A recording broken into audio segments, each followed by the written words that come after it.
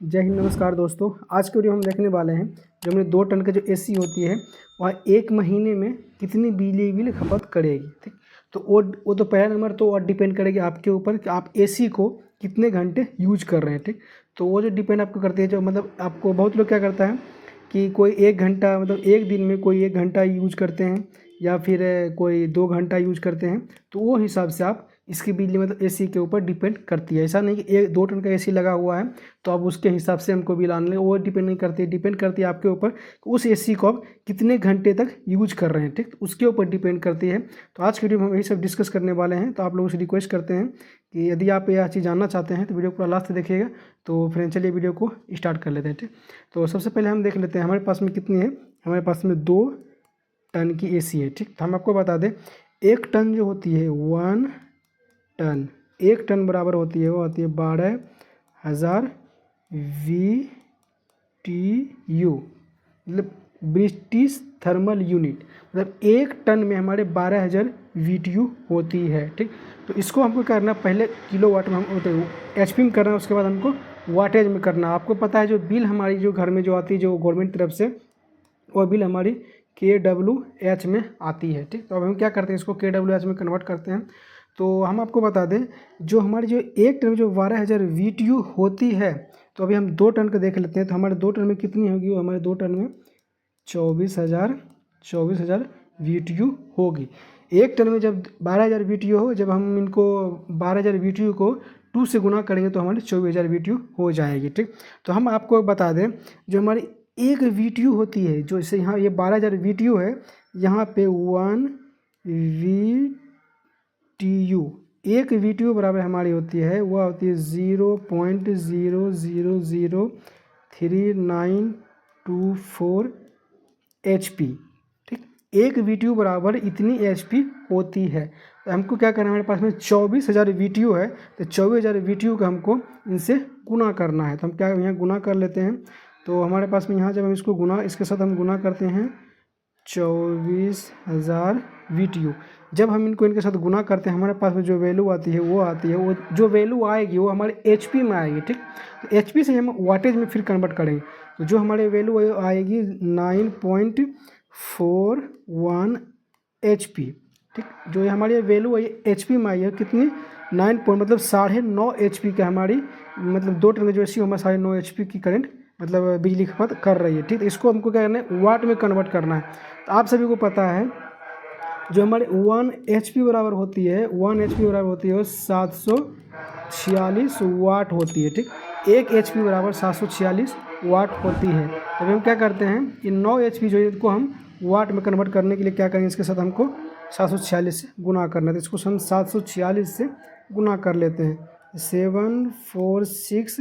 जब इनको हम इनके साथ गुना किए हैं तो हमारे पास जो वैल्यू आई है वो आई है 701.986। ये हमारे पास में वाट निकल के आई है। ये जो हमारी वैल्यू आई है ये हमारे पास में वाट निकल के आई है।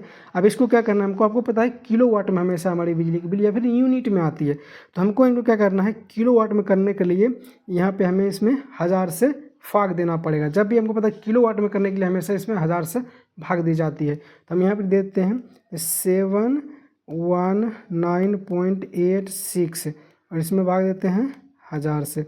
जब इनके साथ हम भाग देते हैं तो हमारे पास जो वैल्यू निकल के आई है वो आई है 7.01 KW निकल के आई है। तभी हमको किलो मतलब KWH में आती है, तभी हमारी मतलब किलो वाट निकल के आई है। तो KWH निकालने के लिए यहीं पे अभी आपको ये समझना है कि आप अपने एसी को कितनी देर चलाएंगे तो 1 महीने में कितने बिजली की बिल आएगी। ठीक, एग्जाम्पल हम लेते हैं, हमारा जो एसी है उसको हम 1 दिन में मतलब 1 दिन में पर डे उसको हम 2 घंटा रनिंग कराते हैं। तो यहाँ क्या करना है आपको, KWH है तो यहाँ पे सिर्फ आपको H से गुना कर देना है। ठीक, H से गुना क्या होगा, तो यहाँ हम देख लेते हैं, यहाँ पे हमारे 7 किलोवाट जो है उसको 7.101 इंटू 2 कर देना है। 2 घंटा हम यूज कर रहे हैं तो उसको हम 2 से गुना कर देंगे, तो हमारे पास जो वैल्यू निकल के आई है वह आएगी KWH में।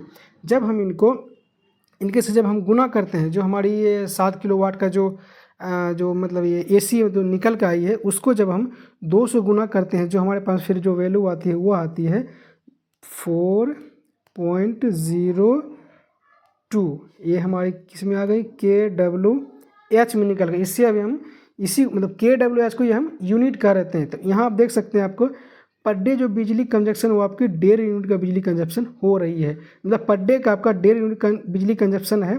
जब इसी को जब आप महीने में निकालेंगे तो आपको क्या करना है, सिर्फ 30 दिन से इनको गुणा कर देना है। तो हमारे पास में कितनी बिजली कंजप्शन है पर डे का, तो पर डे का हमारे पास में 14.02 इंटू हमको करना है 30 दिन के लिए, ठीक। यहाँ हम लिख देते हैं 30 डे। इनके सब जब हम गुना करेंगे जो हमारे पास में फिर वैल्यू निकल के आती है वो आती है 420। तो यहाँ जो हम यहाँ लिख सकते हैं यहाँ पे हमें KWH।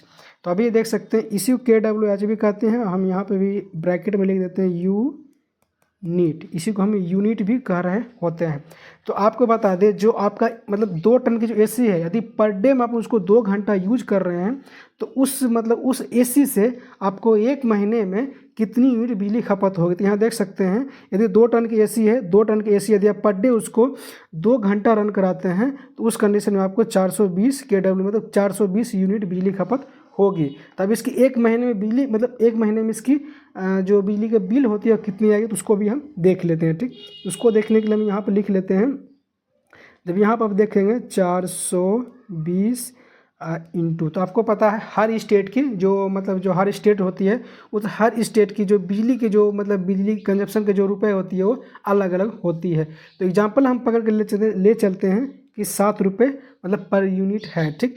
जब 7 रुपये पर यूनिट है, जब इसको हम 7 रुपये से इनको गुना करते हैं तो हमारे पास जो वैल्यू निकल के आती है वो 2940 रुपये, ठीक।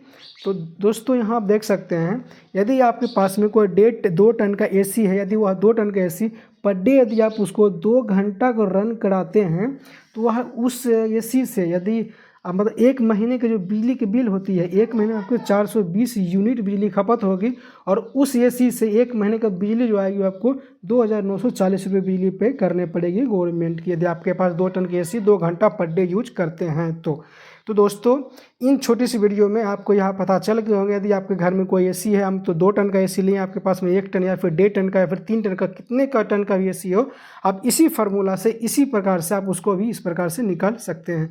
दोस्तों आप लोगों से उम्मीद करता हूँ कि इस वीडियो को देखने के बाद आपको यह समझ में आ गए होंगे जो 2 टन की AC होती है वह 2 टन का AC 1 महीने में कितनी बिजली बिल खपत करेगी या फिर कितनी यूनिट बिजली खपत करेगी। तो दोस्तों आज के वीडियो में इतना ही, मिलते हैं किसी नेक्स्ट वीडियो में किसी नेक्स्ट टॉपिक के साथ, तब तक के लिए जय हिंद।